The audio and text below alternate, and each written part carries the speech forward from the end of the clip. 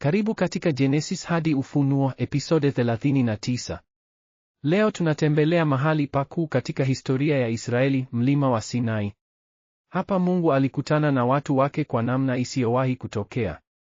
Hebu tusome Kutoka 19:1-25 pamoja. Mwezi wa 3 baada ya Waisraeli kutoka nchi ya Misri, siku ile ile walifika jangwani la Sinai. Mlima huu utakuwa mahali ambapo Mungu atatoa sheria 10, lakini kwanza lazima tuyaeleze mambo makuu matatu. Kwanza, Mungu anawaita Israeli kuwa taifa la makuhani.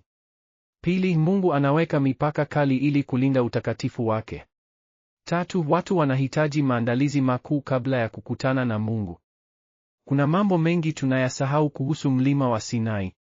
Kwanza, Waisraeli walifika siku ile ile ya mwezi wa 3. Hii si bahati, ni wakati kamili wa Mungu. Pili, Mungu alisema, nyinyi mmeniona nilivyowachukua kwa mabawa ya tai, nikawaleta kwangu. Tai ndiye ndege pekee anayeweza kubeba watoto wake juu ya mabawa yake, sio chini. Hii inaonyesha upendo wa kina wa Mungu. Tatu, maneno taifa la makuhani ni ya kipekee. Makuhani walikuwa wapatanishi kati ya Mungu na watu.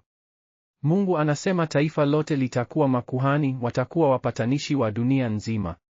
4. Mali ya thamani katika Kiebrania ni segula, kitu cha gharama kubwa kinachohifadhiwa kwa makusudi. Mabadiliko makuu yanatokea Sinai. Watu ambao walikuwa watumwa sasa ni taifa huru lenye malengo. Watu ambao walikimbilia sasa wanakaribishwa kukutana na Mungu mwenyewe. Lakini kutana huku kunahitaji maandalizi makuu. Mungu anasema, nenda kwa watu, watakase leo na kesho, nao wafue nguo zao. Takasa hapa si tu kuoga, ni utayari wa rohoni. Nguo ni dalili ya hali ya ndani.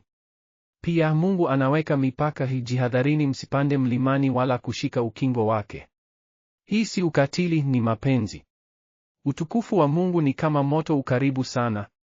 Kama vile umeme unavyowaua mtu asiyejiandaa, utukufu wa Mungu unaweza kuwa. Mipaka ni kwa ulinzi, si adhabu. Huko juu ya mlima, wanyamapori wanaangalia hali hii ya ajabu. Mwanakondoo na simba, mnaona jinsi Mungu anavyowakaribisha binadamu karibu naye kuliko sisi. Ndiyo, tai. Wao wamepewa nafasi ya kuwa taifa la makuhani kuombea dunia nzima. Lakini ni kwa nini wengi wao wanaogopa badala ya kufurahi? Ni kwa sababu hawajui jinsi walivyobarikiwa. Sisi tungetamani nafasi kama hiyo ya kuomba mbele za Mungu, lakini wao wanafikiri ni mzigo. Na angalieni, Mungu ameweka mipaka kwa ulinzi wao, lakini baadhi watataka kuivunja. Ingawa Mungu anajali, bado wanaasi. Nimesikia Mungu akisema watakuwa mali yangu ya thamani. Hata hivyo, hawaelewi thamani yao. Ni jambo la kushangaza sana. Tuombe wapate kuona baraka walizonayo na kuamua kuishi katika utii badala ya uasi. Siku ya 3, asubuhi na mapema, utukufu wa Mungu unateremka. Radi, umeme, wingu nene na sauti ya tarumbeta ikalia kwa nguvu.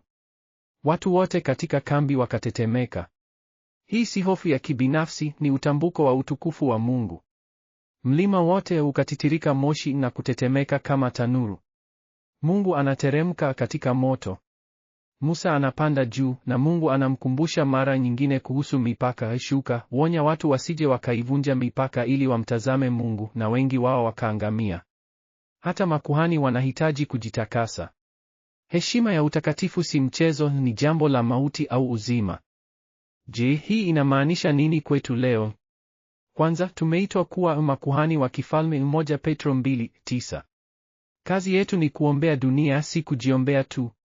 Pili, Mungu bado anataka tukutane naye, lakini kwa maandalizi. Kabla ya maombi, tunahitaji kujiandaa, kutubu, kujitakasa na kuweka wakati maalum. Tatu, mipaka ya Mungu si udhalimu, ni upendo. Anatuambia mipaka ya mapenzi, fedha, ibada ili tusilaumike. 4, tunahitaji kuelewa baraka yetu. Sisi ni mali ya thamani ya Mungu, hatutakiwi kuishi kama maskini wa rohoni. Tuombe Mungu atusaidie tuelewa nafasi yetu ya kipekee mbele zake na tuishi kama taifa la makuhani kwa ajili ya ulimwengu. Tuombe. Baba wa anga, tunakushukuru kwa kutuita kuwa taifa lako la makuhani. Tusaidie tuelewe baraka yetu na kuishi kwa heshima ya utakatifu wako. Katika jina la Yesu, amina. Episode ijayo tutachunguza sheria 10, amri za Mungu kwa taifa lake. Mungu awabariki. Jiandikishe kwa maudhui zaidi ya kusoma Biblia.